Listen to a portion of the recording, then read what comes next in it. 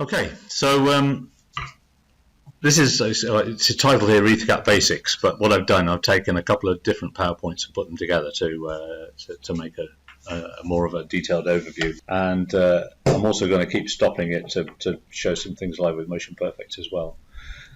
But just to start out, the EtherCAT, obviously we do these EtherCAT masters.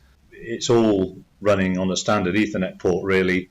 With as far as the master's concerned, there's no difference in the Ethernet port compared to a PC or anything else with a normal Ethernet port.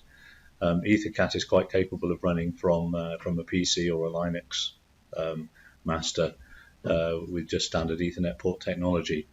The earlier controllers we've done, like this MC4N and the MC664, they actually use an FPGA to generate the telegram. So we did go for our own solution on this. So the Ethernet telegram itself that's produced for the EtherCAT is produced in an FPGA. So it's all loaded into an FPGA, and it's just a shift register. It's clocked out at 100 megahertz. And so because of that, although I said EtherCAT masters can use a standard Ethernet port, we don't. In these controllers, we've actually made our own Ethernet port technology, if you like. So the transmitter and the socket are the same. So Ethernet itself, it has a transmitter chip called a PHY, and there is an Ethernet socket which has effectively transformers inside. So there's no DC coupling between what's inside the controller and what goes on the cable. It's done through transformers. So that's one of the beauties of Ethernet for doing this kind of communication. You can go out to your drives through a relatively hostile environment, if you like, and you won't get any coupling of 0 volt differences between the controller and the machine and all that stuff, because it's all AC and it's transformer coupled. So there's no DC coupling at all, which is really good. Now, having said that, we've got a picture of MC4N here. The MC6N and the Flex 6 Nano do have what is more common in EtherCAT masters. They have a standard Ethernet port. It's an Ethernet port in the processor, which comes out to the same socket. If you look at an MC6N, it looks the same as this. But they do use the more traditional way of doing EtherCAT masters. There is no special technology inside the controller at all. It's just an Ethernet port, and all of the stuff is done by software. And that does have an advantage. The performance of the Flex 6 Nano and the MC6N is higher than this MC4N on the EtherCAT side, simply because the software is driving an Ethernet port embedded in the processor. Whereas in the MC4N, the software has to load all of the information into this FPGA for it to be transmitted, and that takes longer. Yeah, so the EtherCAT, the new EtherCAT ports on the new controllers are much more efficient and will therefore handle more slaves, more data in a given servo cycle. So sort of improving everything. Okay, so what is EtherCAT? Okay, Ethernet technology, 100 base T. You can get EtherCAT now on a gig. When we used to go to the EtherCAT seminars, sort of about 5, 6, 7 years ago, they were making a big thing of the fact that they stick to 100 megahertz, because the technology is fairly low cost, it's very reliable, it's well known, and it's pretty low power. But obviously there's been pressures on EtherCAT to improve, faster and faster. So they now do 1 gig EtherCAT as well, but we don't do that. To go to a gig is quite a big step. The chips take more power, and obviously, you've got to be able to load the telegrams with data faster as well to make use of that time. Does it come with a separate license as well? I don't think so. Well, the thing about the master technology is that you don't need a license. Okay. The EtherCAT is only licensed on the slaves. So it's only slave devices that actually have to pay a license fee to back off for that. Oh, okay. So as far as the masters go, we've been able to develop masters quite openly, and the EtherCAT technology group are very open about the standards and producing the information. So we've been able to do that quite freely without any problem. Anyway, Ethernet says there the standard I IEEE 802.3. But the issue with using Ethernet and why EtherCAT has been developed is because we do need, what it says there is real-time requirements. We need deterministic response times. We've got to get a telegram around to everybody within a servo cycle. There's also typically in a servo system or automation system, each node only has quite a small amount of data in it. So we don't need big telegrams to send the data. Now Ethernet itself actually has quite a big telegram, so we'll get that in a minute. And obviously people want the hardware cost to be kept low. That's still an issue. I think Reza will say that anybody selling an EtherCAT drive, it's always a price premium compared to a CAN bus drive, isn't it? Because the CAN bus technology costs almost nothing, whereas the EtherCAT chip, you've got to pay the license fee. The chip includes a license fee to Vekov. There's always a bit of a price premium. However, it is lower than some other technologies, and the attempt is to keep it fairly low. On the cable, we've got a typical Ethernet cable has 4 twisted pairs in it. EtherCAT only uses 2 of those. So if you buy an official EtherCAT cable, it only has 2 pairs in it. It doesn't use all 4. But you can use normal Ethernet cables, and basically it just doesn't use the other 2 pairs. And you can see there the arrows showing the data goes up 1 pair, up through the network, and then it gets reflected back and it comes back down the other pair, back to the master again. So when you've got a network like this, you can see that the one on the end on the right hand side doesn't have any connection to it, and the hardware inside the slave is designed such that if there's no connection on there, it automatically goes into a mode where it switches the telegram back down the cable. So the telegram will go, it goes up through the cable, one to the next, and then turns around and comes back down the cable through them all and back to the master again. When you say it's normal, it goes on any other normal Ethernet cables, does that include a twisted pair? Well, they are. Ethernet cables themselves are. Oh, I see, crossover. Yeah, crossover. No, you can't use crossover.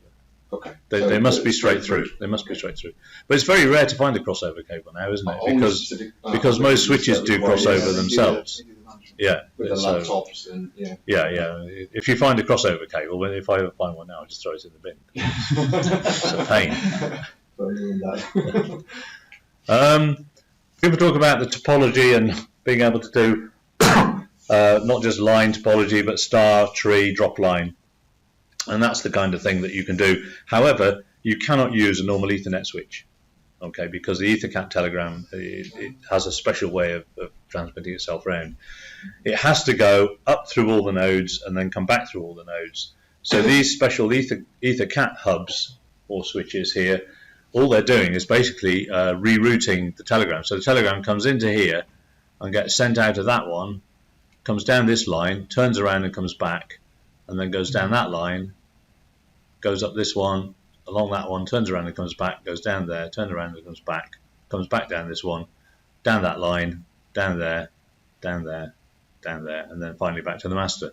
So if you imagined a little gremlin inside the controller looking down the Ethernet cable with a telescope, all he would see would be one long cable.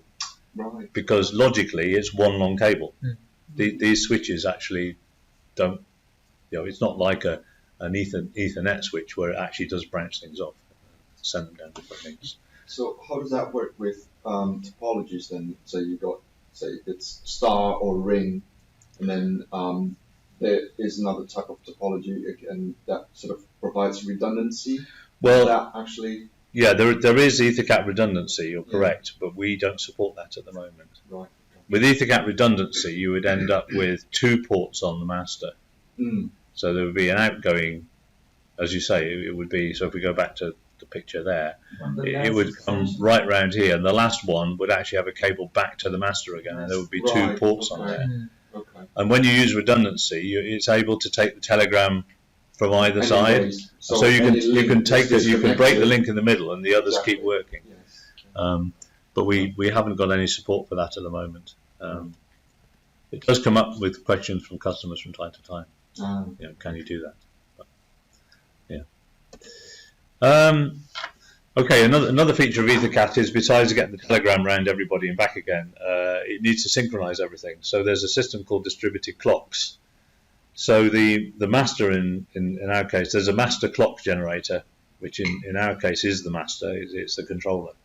And that basically, we send out a telegram right at the beginning during the initialization phase. It will send out probably about 1,000 telegrams, each with a timestamp on. And each of the different devices looks at this timestamp and compares it with its own internal clock. And then after a while, they kind of work out what their time delay is between each node. So if you made a longer cable sort of between any two of them that had a greater delay, the next time you power up, it will actually compensate for that. And once it's got those delta times sort of programmed in, each time there is a telegram coming out of the master, every single slave should be actually clocking internally exactly the same moment in time to do its internal servo cycle timing. And the way that works out in hardware is that the EtherCAT slave controller inside the drive has an output which gives a pulse based on when this timing signal happens. And that pulse would then be used within that device to interrupt the processor. And then the internal processor in the drive, say, would then synchronize its internal servo cycle with that pulse coming out of the chip. Yeah. So if you have those three drives up there, each one of those should be, or will be, internally synchronized. It will start its servo cycle at exactly the same moment, even if I put different cable lengths on or put hubs in between or whatever. It sorts out that timing right at the beginning. So that's quite a big plus for EtherCAT, and it's necessary in a system as well, because we need to be able to master slave motion and things, so we need everything to be on the same time base. We've gone a little bit out on a limb again here, like we did with our early EtherCAT ports being built around FPGA hardware. With the distributed clocks, we went from the beginning as being the trio will be the master. Which is what is shown there. But most other EtherCAT masters, they use the first drive as the clock master. So in most diagrams you'll see like this one is the master, and all of those are slaves. And actually the controller itself is also a slave. So all the timing is done from the first drive. And this is because it's designed, as I said, around you can build it into a standard PC. And a standard PC doesn't have the accurate timing we have inside our controller. So you need something with very accurate timing, i.e. the first drive, So to give the whole system the timing. Does that mean for that style of system, the controller is the last node? No, there's two concepts here. There's the EtherCAT master, which is still the controller, and then there's the clocks master. Yeah, you can have all sorts of different masters in EtherCAT, because if we did FSOE, failsafe over EtherCAT, there would then be a safety master, which is not necessarily the EtherCAT master either. So different masters for different needs. Now our MC4N, MC664X, the old MC464, the FPGA is clocked very accurately by an internal timer inside the controller. So when we build up the telegram and we send out the telegram, it is sent very, very precisely in time. Okay, so that's why we can be the clock master, because it is done that precisely. We actually had, Rich and I went to what's called a plug fest, and there was a guy there who the thing he brought along to try and out with everybody else's kit was an analyzer, and he put the analyzer on ours, and he said it was the best accuracy and stability of timing he'd ever seen on a master. What did we take then? We took I think it was the MC4N. MC4N, yeah. But the 664 would be the same. It's the same technology. The downside of that approach, of course, is that we cannot have the first drive as the clock master, because all of our synchronization is done to our internal servo cycle. We have no way of synchronizing to another external timing command. But the new generation, MC6N, Flex 6 Nano, because they have just a software Ethernet port doing the EtherCAT, and all the EtherCAT is in software, there's no hardware involved, those can actually slave to another clock master. And there's a mode you can set the controller into to make the first drive the clock master. And we've had to do that with some applications. The new generation of Omron drives, it doesn't like us for some reason. It can't accept us being the clock master. Okay. So the only way we can start those is with the first drive as the clock master. Well, Generally speaking, a servo drive would be, because of the generic, the general way a servo drive has to work with its internal servo cycles. It's controlling a torque loop in a certain time and a speed loop in a certain time. They do have very, very precise times. The clock in there. Inherently, they are precise. So them being the clock master is actually usually the best. Makes more sense if it's. So not say the best option. I say with our older controllers like the MC4 N664, because it is very precise as well, there's actually no difference between us being the master and the drive being the master in terms of timing and accuracy and stability. In fact, ours is probably better. Now, the reason we did it like that originally is because that's kind of how we've always done it. We had a Circos master before, and that we did the timing on that. We've had can open, and we've done the timing on that. So it's always been that the trio is the clock master on everything. And in fact, all of our modules that you fit onto an MC464, 664, that do the analog drives, they're all timed accurately as well. So when it reads the encoder inputs, it does them precisely on an interrupt signal that's sent through to latch all of those encoder readings. So that's all done with great precision as well. So because we've always had this very precise timed master, it seemed a natural thing to do. Now, when we've gone to the software version, where the MC6N Flex 6 Nano have the EtherCAT done in software, it's more tricky then, because there is an interrupt that we have to follow, but the software has to actually respond immediately that interrupt happens in order to get the timing stable. And initially, the first version of the Flex 6 Nano, the timing was all over the place. It was pretty bad. And what Rich had to do, and Fraser between them, they had to set it up so that when it finishes the servo cycle and does all its processing, for a few microseconds, it has to go into a little loop, literally just waiting for this clock tick, so that it can immediately start sending the telegram as soon as that clock tick happens. Is this what happened with the power-up that you were testing before, that synchronizing this servo cycle or something with the latest firmware? No, that was another issue. Oh, that was another issue. Okay. Yeah, that was something quite different.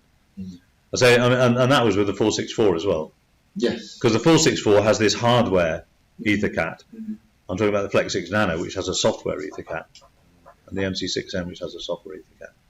So we've had to do some tweaks to our software to make it as precise as possible. But probably because it is a software-driven event, or a hardware-driven software thing, it wouldn't be as precise as the drive now.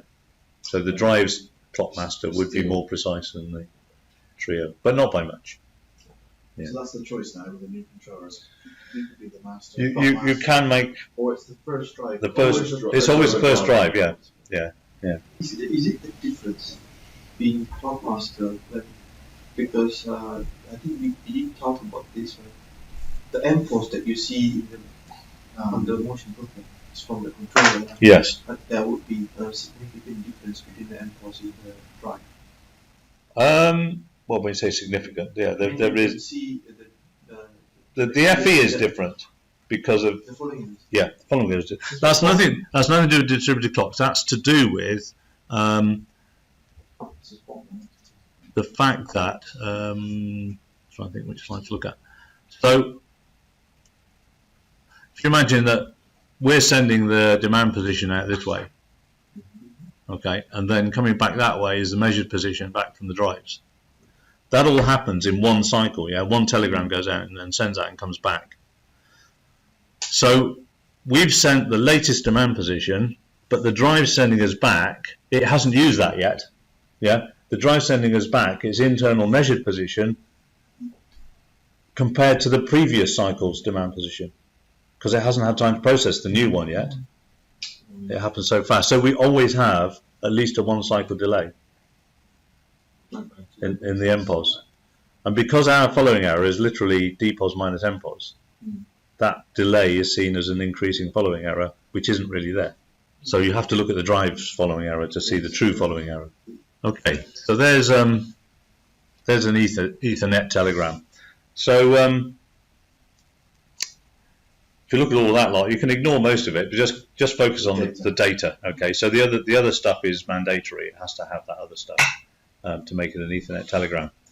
The data, minimum size is 46 bytes. Okay, so the overall telegram has a minimum length, if you add all those up, 46 plus the other stuff. And the reason why it's a minimum length is because Ethernet's designed to be transmitted on cables up to 100 meters long. And if you think about, I mean, electricity doesn't travel instantaneously, and these signals don't travel instantaneously.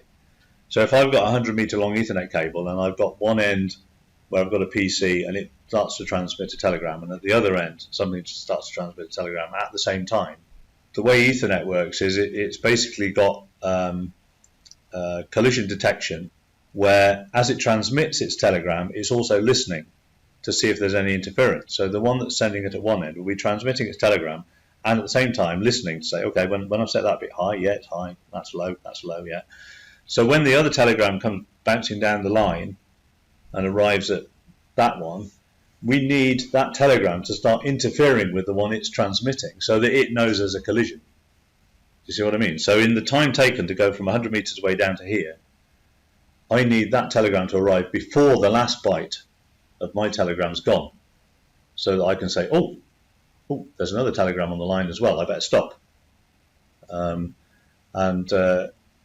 Effectively it'd be like, if there's someone at the other end of the car park and we both shout hoy to each other, sorry, hoy, be appropriate if it was hoy, hey to each other, the speed of sound, if you, so say it's more than just hey, say it's a sentence, say, 1, 2, 3, 4, 5, 6, 7, and he says the same. If I get to 7 and I haven't heard his 1 due to the speed of sound, I don't know he's been speaking at the same time as me. Do you see what I mean? So unless you've been watching the mouth, yeah, but Ethernet's not so clever. So with Ethernet as a system, there is this minimum telegram size, because you can't send a very short one, because the chances are a very short one would come down the line and the other end wouldn't hear it before it had finished sending its telegram. And then it wouldn't know there'd been a collision. But there had been a collision, and then something in the middle listening to both of them would go, hey, what's going on? I don't know. So it's this thing about collision detection that actually dictates the minimum telegram size. So this was always one of the problems with using Ethernet technology for drives and motion control. When we had CAN bus, it was lovely, because CAN bus is, you send 8 bytes of data, and okay, it's relatively slow, but it has collision detection with arbitration that actually doesn't destroy the telegram. It actually, it can actually, the way CAN bus works, if it sees a high and a low on the line at the same time, the low wins. So the one with the lowest address always wins. So nothing's destroyed if two things transmit at the same time with CAN bus. The one with the lowest address wins, and then that data gets through anyway.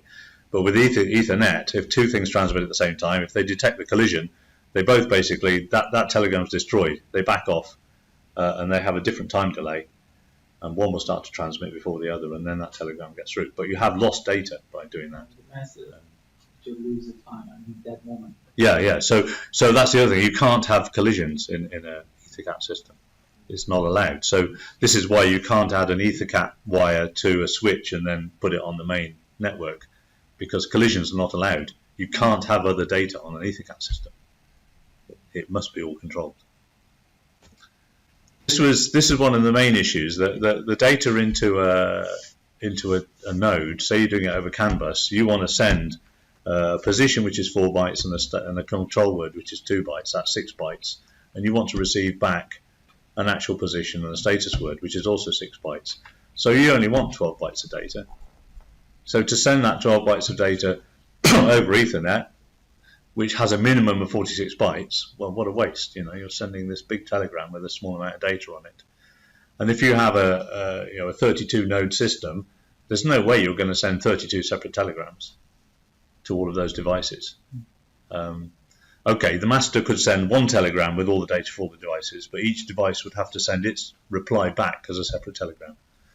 So if you had 32 nodes, you'd need 33 telegrams, one going out to them all and 32 coming back. So that's just not practical. It's just not going to work. And we need to try and also utilize this bandwidth more intelligently. What EtherCAT does, it basically takes that one telegram and it sends it around all of its nodes. Now this is only showing one node, but basically the telegram goes out to whatever nodes are there. So it's a string of them. It will go round all of them and then come back down the wire the other way. And the hardware, the clever bit that Beckhoff developed with the EtherCAT slave controller is that as it passes through the node, there are no delays. It doesn't read the telegram, take the data off, and then retransmit it. It lets the telegram just trickle through, and as the bits go past that, it's counting the bits. It goes, right, that's my bit, that's my bit. Mm-hmm. And it also puts data back onto it automatically as well. It can stuff bits onto the data as it goes through. So the telegram never stops. It just goes round the whole ring without stopping. And each node knows which bit of that red slice there, a node would know that's my bit. I'm going to take the data off there and I'm going to stuff data back on, my actual position data back on. So in the same I imagine it's like a slug of train with sections. Mm-hmm. I know I'm compartment 2. Yeah. When the train comes in, I'm going to grab whatever on compartment 2 and then put it back on compartment 8 because that's where I send back my data. And the train won't stop. You're going to have to do that. You're going to have to run along and push the things in as the train's going through. Okay. But does it extract it from compartment 2 and then repopulate it within? Yeah, it does. So not over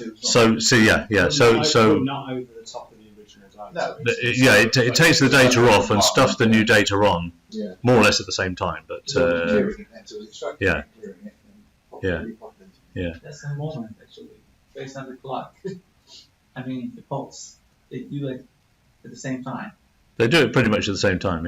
Yeah. So that the clocks synchronize. So when we have this 6 byte data we want, we don't need 12 bytes actually.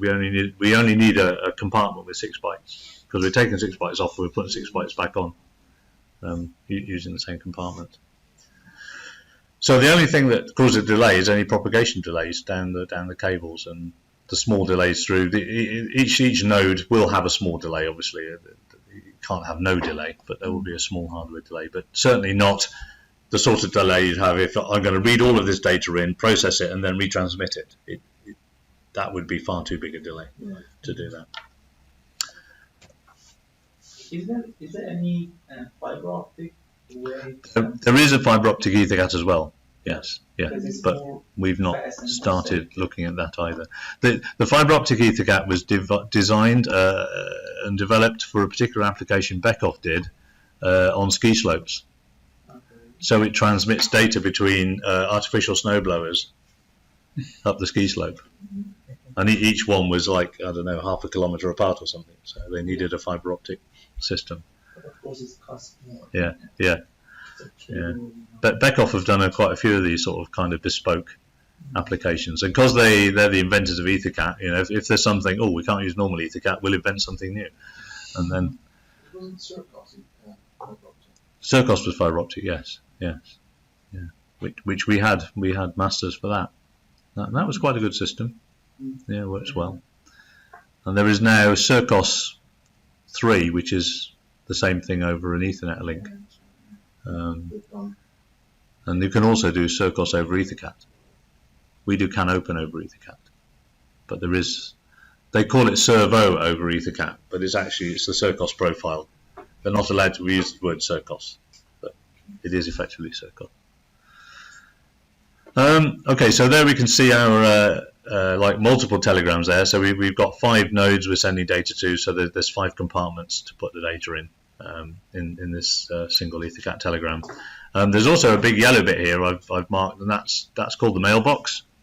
So you've got your cyclic data going in the red bits, in and out all the time, and the mailbox data is the bit where you might just say, okay, send me the value of register 51, and so you can send asynchronous messages through the mailbox to just go, okay, write this value into register 590.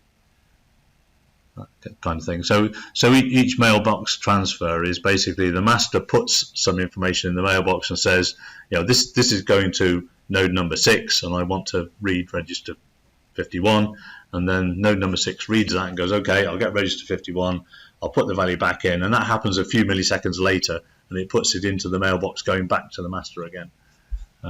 So that one mailbox actually has to handle all of the slaves, so you can't broadcast to all of the slaves. You've got to say, okay, slave 1, slave 2, slave 3, each one an individual cycle of sending the data, getting the data back in one mailbox. So it is a restricted channel from that point of view. And each cycle, we've been doing an application for a customer in China, and they were egging us to get the cycle time down on this mailbox transfer, because they're trying to do a lot of stuff using what's called SDOs, which is your service data objects. And I think we got it down to sub 10 milliseconds. It can go down to about 5 probably, but there are, there's a delaying. You've got to get the data out to the drive. The drive has to process it and do something with it and come back. And each one of those is kind of, well, there's another millisecond, there's another millisecond. So it does take time. Okay, so that's all about Ethernet and EtherCAT as a technology. So when we're starting up a controller, what we're going to do. So in the approach we've taken is to try and make it plug and play. So each version of firmware has embedded into it some profiles for common devices. And when we started that approach, there were only about 20 servo drives on the market, so it actually was quite a cool thing to do, because we had every single servo drive in there. But now, of course, there's hundreds and hundreds of them, so we have some. We probably have the majority, to be honest, but there's new ones coming out all the time. So if you're lucky and your drive is actually in the database, then you can find it using this intelligent drives feature, which is go and browse the database. In fact, if I just so if you go into this bit here and then click browse database, then this is where you can see what you've got. So you've got all these different vendors down here. They're not all drives, some of them are IO. Turk, for example, this is an IO device down there. So you can see if it's an IO device, it basically tells you not a lot. That's probably just a holding entry, actually. It probably needs some setup to make it work. That wouldn't work out of the box, I don't think. But Eston, of course, we have a number in there already. We don't have the summer yet, but I guess that will be coming quite soon. The ProNet's there. And again, if we just look at that, you can see that we have the minimum. Each of our profiles, we start off with the minimum size where we've just got 6 bytes each way. And then you can go up different profiles. That adds the actual following error. That one adds touch probe. That one adds some digital I/O, and that's a slightly different pattern of digital I/O. So the actual FE is from the drive? Yes. Yeah. So this is setting up stuff actually in the PDO, in the cyclic data. So this particular one here, we've got, obviously there's only 6 bytes that way, but coming back the other way, we've got 4, 6, 7, 8, 9, 10. There's 10 bytes. So the little compartment has to be 10 bytes. Right. We don't use all of it going one way. We only use 6 of it, but it has to be 10 bytes in order to fit the biggest of the I see. of the 2 sizes. Yeah. Okay. So what happens if we can't find the device that is not in our library? Okay, I'll come to that in a little bit. Okay. Yeah, we'll cover that in a little while. So that's where that little diagram comes from. So okay, so this bit's about starting up EtherCAT. So assuming you've got your drive connected and everything's in the database, you can just basically start it up. You can either do that from the nice way from Motion Perfect here. So if I just close those down, if I do that button there, that will reinitialize the drives and it'll go through the different states. So you see it says pre-operational there, and then it says eventually safe operational. It's taking a little while. Okay, it's gone. It did go through safe op, we just couldn't see it. Too quick, exactly. So if you do that in the terminal though, from the Motion Perfect Terminal 0, you get this little report where it shows you the different states as it goes through. Okay, and what it's doing is in the initial state, when it first does that, that's where it sets up the distributed clocks.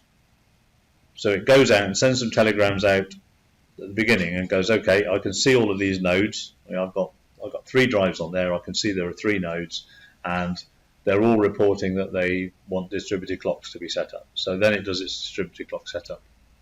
Okay.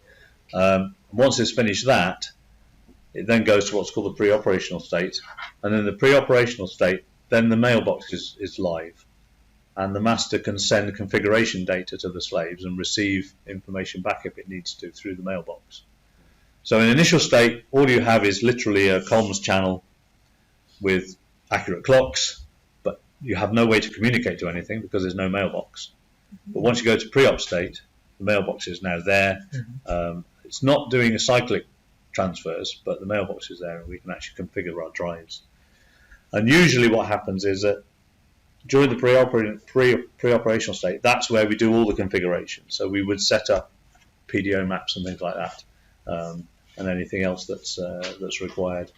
And then once we finish that state, we can then tell all the slaves to go to the safe operational state. And at that point, the cyclic data is actually running. So we've got positions going out to the drives, we've got positions coming back, but we can't enable it. It's called safe op because the idea is you can't actually enable any axes or turn on any outputs or whatever you've got, and therefore you then need to go to the operational state where we're then ready to actually enable. So during the init process, you're just checking in. Oh, who's in the loop? Yeah, it's like who's in the loop, and right. Does anybody need a clock? Oh, you need a clock. Okay, we'll handshake and do all the clock stuff. Okay, so that's why technically, if there's a drive that you don't recognize, it wouldn't pass the init stage. It doesn't need to know that the drive configuration's in the database to do init. It just needs to know it's there, because at the low-level EtherCAT level, it will go, oh, there's a device. Okay, I don't know what it is yet, but we'll set it up anyway and get the clocks going. And then when it gets to the next stage where it needs to go pre-operational, it goes, oh, I've got no data for this, I can't set it up. Right. And therefore it gets stuck in init.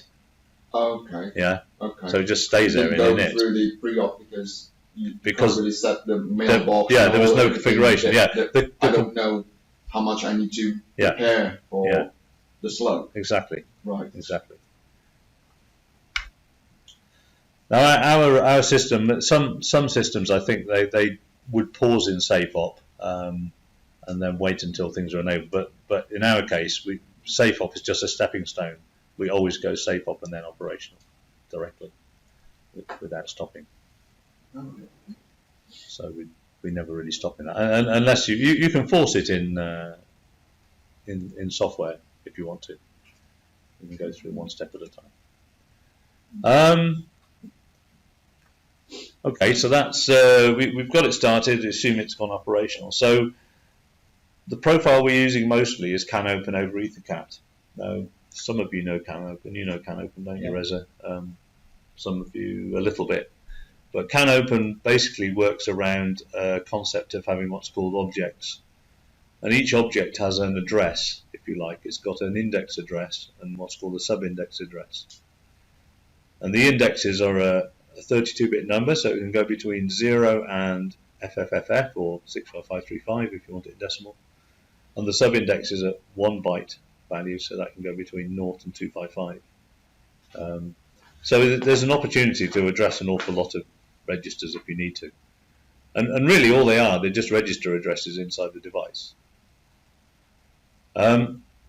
This actually only works if the device is intelligent. So, for example, our digital I/O devices on the FlexSlice range, that has an EtherCAT slave controller in it, and that EtherCAT slave controller directly accesses the I/O.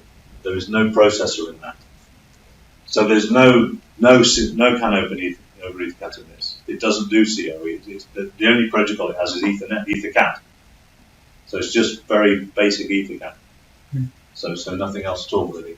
And then our typical drive that has the EtherCAT slave controller chip again, but that then talks to a microprocessor, and that then does all the clever stuff in and out of whatever it is. And it's this microprocessor with its memory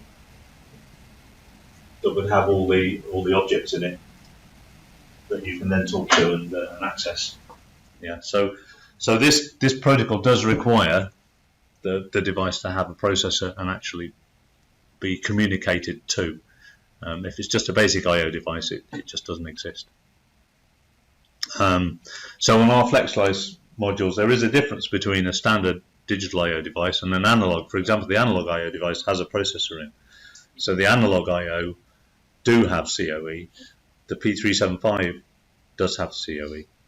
The new RTD and thermocouple devices will have processors in, so they will have COE. But the digital I/O, you want to be cheap, so you don't put anything in you don't need to. Just leave it. That's what COA stands for. Sorry? Can open over EtherCAT. Yeah, COE is CAN open over EtherCAT. No, CIA. Oh, CIA. All right, that is the CAN open. Sorry, CAN in automation, which is an organisation that controls CAN open. They're the guys who defined it, and they're the ones who manage it basically. Oh, So- the array of predefined. Yeah. So the CAN in automation group is a German originated group, of course. Is it like It's the IEEE standard tags. as It's well? not standard. It probably has an IEEE standard against it, I expect. But the CIA is an organisation. It's like the EtherCAT technology group is an organisation. The Profinet group is an organisation that manages that particular protocol effectively. That's why I said before that the 6000 series is like the standard. Yeah. So if you sign up to the CAN in automation group CIA, you pay some money to be a member, and you can get hold of these different standards. So there's a basic standard for the protocol, and then there's a standard for drives, which is CIA 402. There's a protocol standard for I/O, which is CIA 401. That covers digital and analog, I think. And then there are many others. I mean, it covers all sorts of stuff. There's a protocol standard for navigation systems on yachts and boats and ships. There's a protocol standard for anything you can think of, really. Hair dryers, I don't know. Anyway, 402 is the one that we comply with. So the object numbers, I've written them in hexadecimal, which is how they're commonly seen. So the communication objects are the ones we're mostly interested in because they set the cyclic data up, and the standard CIO objects 6000 to 6FFF. Many drives actually they have what are called manufacturer specific ones, which are 2000, basically anything between 2000 and 5 FFF. These are manufacturing specific. And what that allows a drive manufacturer to do, and a lot of them do it, is on the drives you've got on the front, you've got like PN, blah, blah, blah, different numbers. Yeah. Oh, yeah. They just mean, if they want to, they can say, right, starting with 2000, I'll map all my PNs into there. So PN 501 is 2000 plus 501, for example. Okay. And then you've got most drive manufacturers give this sort of nice. Well, you just have to read their manual. So at least you know PN 200 is going to be $2,000 or $3,000. They sometimes do the 3,000 offset, and then the PN number added to it. However, Eston took a different view on that. If you look at the Eston mapping of PN numbers to objects, it seems to be quite random. Very random. They haven't applied any kind of standard offset. So you've got to look in the Eston manual and say, okay, so PN 704 is that object number. There's no kind of standard offset. Hex 8000? No. I saw. I think. Yeah. So.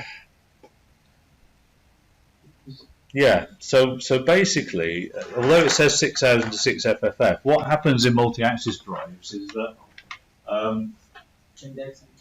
6000 is the first axis, and then 6800 is the second axis, 7000 is the third, 7800. So they use this standard offset.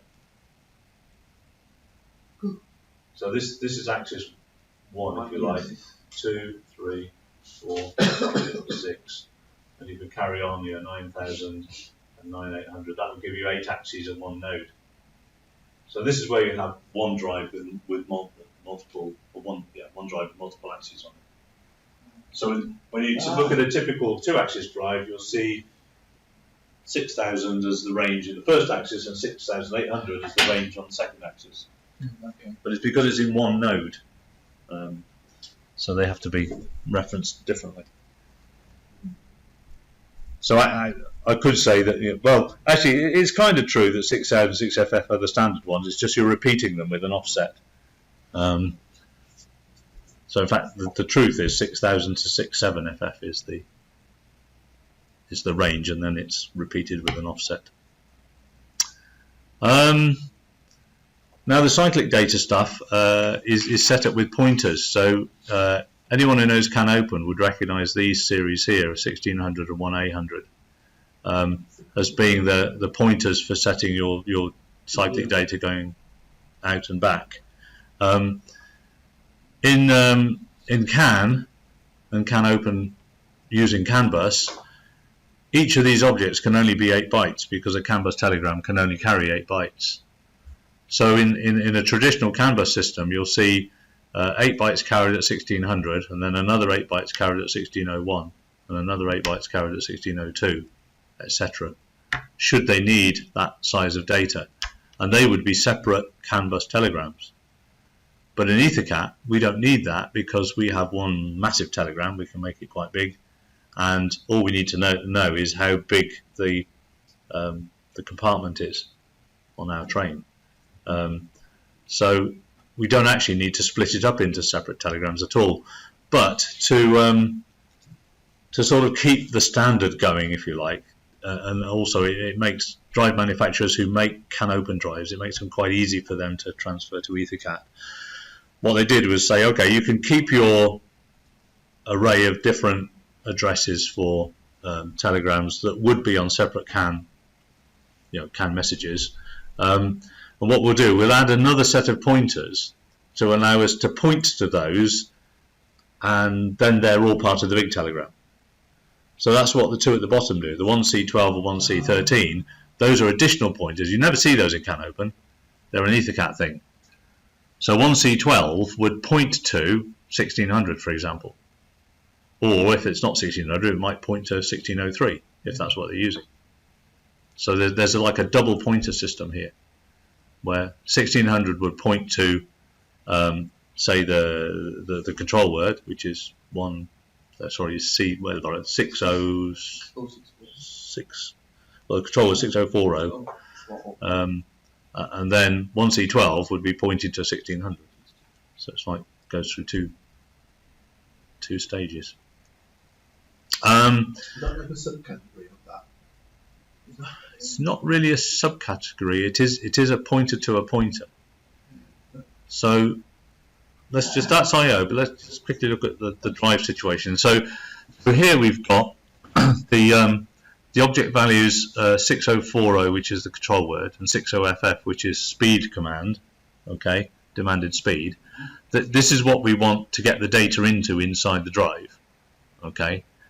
And what we do, we set up a pointer to that in traditional CANopen by saying, right, the 1600 will be pointing to 6040 subindex 0, and 1600 subindex 2 is pointing to 60FF subindex 0. Okay, so that's how it would look in CANopen.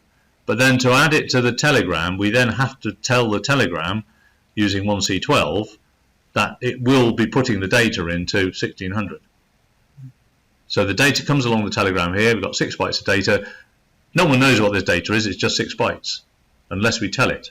Obviously, at the master end, we have to know that this is these 2 bytes here are the control word, and these 4 bytes here are the demanded speed. So we've set that up at the trio end and said, right, those bytes in the telegram are this. And when they arrive at the drive has to know that that's what they are as well. So these pointers allow the drive to say, okay, those 2 bytes there are, and because 1C12 is pointing to 1600 subindex 0, so subindex 1, those 2 bytes will go into there, and then 1600 subindex 1 says, those 2 bytes actually, I need to pass them on and put them into that object. So it actually comes from the telegram via that pointer, if you like, into the final destination, which is there. Seems like a bit of a kind of a contrived approach, really. Then it's fine. What if it's 10 bytes now? Well, you have to set up pointers to where those other 4 bytes are going to go. So then it will be 16 or something like 1. It could be.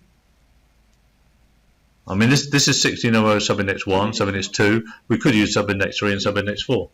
So if it's larger, Yeah. That But it's quite possible. Some drives actually stick to the prescribed CAN bus limit of 8 bytes because they're just taking the CANopen software they had and putting it on EtherCAT. So in some drives, because we've got 6 bytes here already, if there was another 4 byte number, another 32-bit number, it would not be able to put it in 1600. It would have to put it in 1601 because in CAN bus that means you've got another telegram which gives you another 8 bytes. How the Eastern operate? The Eastern, I think, it allows you to make as many in one. It doesn't limit it to 8 bytes, so you just keep adding subindexes. Yeah, it seems to work. But when I've set these up, sometimes I just have to do it by trial and error, just to find out what works. Well, we did that the other day, didn't we, with that Mandy drive? Yeah. We just played around until we got it right, and yeah, some of it's just intelligent guesswork. Yeah. Just going back to that other slide, this is the same thing, but this is an I/O device. So in the I/O spec of CANopen, the CIA 401, normally you have 7,000 is the range of things going to outputs. And they've got 6,000 is the inputs, and 7,000 is the outputs. So in this case, the pointers 1C12 is still pointing to 1600, but it's got 6 subindexes, each one only 1 byte long. So each of these is 1 byte, and then they go through to the I/O, or the outputs in this case. So in I/O stuff is usually much more simple, and as I say, if it's a simple I/O device, it wouldn't even have, this mapping wouldn't really exist, because it wouldn't know what CANopen is.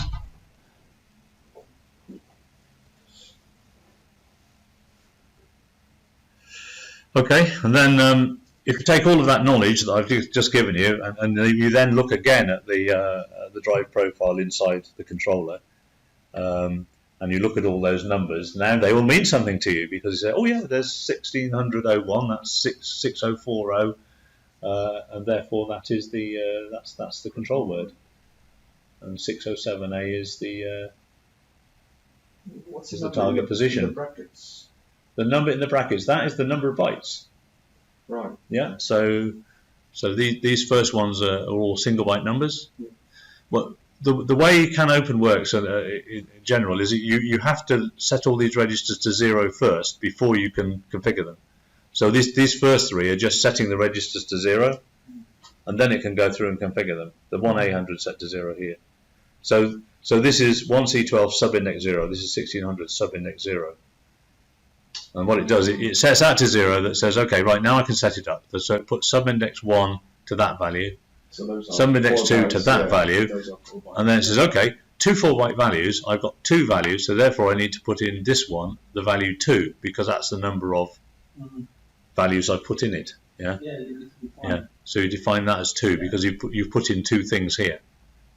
And say each of these are always 4-byte numbers because they're always that format. It's always the object, which is the first 4 digits, Yeah. the subindex, which is the next 2 digits, that 00, and then the last one is the size, and it's the size in bits.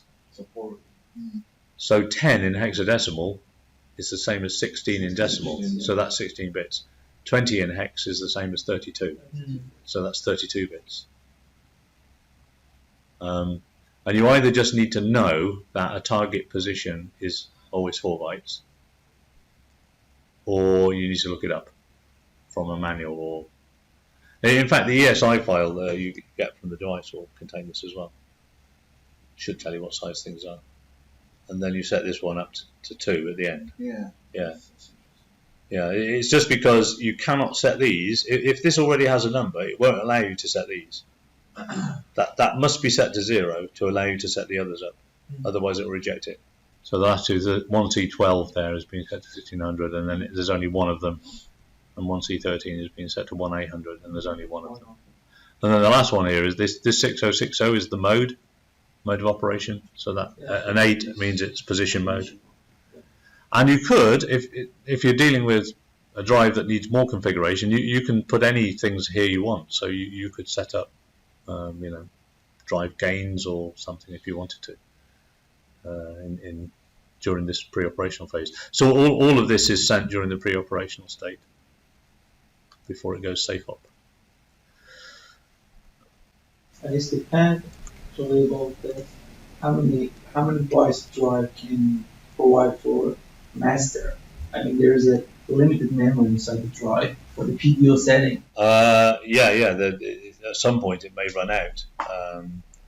I had a customer with an LTI drive, and he wanted to put more and more things in the PDO, and eventually the drive just rejected it. So no, I can't make a PDO that big. So so we need to pick the high important one, put it in the PDO. Yeah. And the less important one do by SDO. Exactly, and then the other thing you need to consider is that if you put quite big PDOs with a lot of data in, and then you add 10 drives to the controller, our poor controller has to handle all of that data 10 times over. So it actually increases the load on the controller a lot, much more than even the drive does. So you want to think about trying to minimize it as much as you can. Just have the necessary in there. This is also the big point of the multi-axis drive, that they're using same memory to drive 3-axis. So you have to care about it, If you want too many data to transact between the master and the drive. So there's a limitation in the multi-axis compared with the single axis. Because they're using the same memory size, Yeah. So this is that would be would mean in the can open a drive limitation. lots of time, Customers need more. Yeah. That's why Exactly. can open instead of EtherCAT. So No, this is from the drive viewpoint, yeah. This now goes on to talk about debug, but what I want to do rather than carry on with this slide is, I think what we'll do is we'll look at these PDOs and answer the question, what do you do if it's not built into the database? We've got our 3 Eston drives there, but obviously they do exist, they're already there, so that isn't a problem for us. I should put a summer drive on there, shouldn't I, which doesn't have one.